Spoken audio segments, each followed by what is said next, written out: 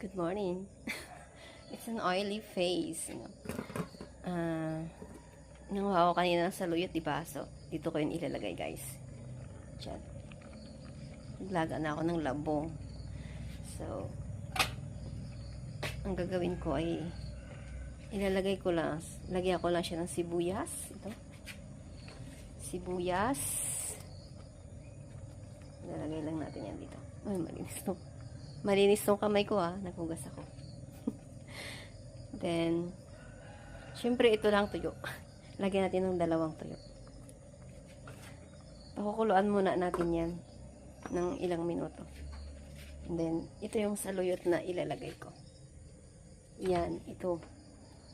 Diyan na yung saluyot na kinuha ko. So, titimplahan lang natin yan ng asin at bitchin. At syempre, okay na yun, di ba? Talo-talo na yan. Kaya na nating kainin yan ng buong maghapon. So, ngayon, dahil kumulo na siya, yan na. Timplahan na natin yan, guys. Timplahan natin ang asin. Ating asin. Siyempre, hindi pwede maalat sa atin. Kaya, tansya-tansya lang ang asin. Tansya-tansya lang, no? Tapos, lalagyan na natin siya ng unting bitchin. Unting bitchin lang. So, ganun lang po ako magluto ng pagkain ko. Less oil. Para maging healthy lang.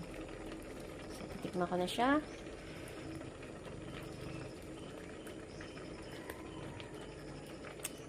Okay na sa akin ang lasa. Ngayon, ay ilalagay ko na ang saluyot. Yan. Lagay natin ang saluyot. Lagay natin lahat. Ganun lang. Gulo lang siya dyan. Ganun ko lang siya. Galawin.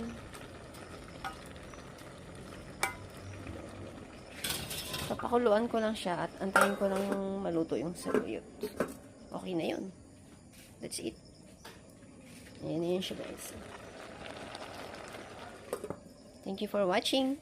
Please follow me.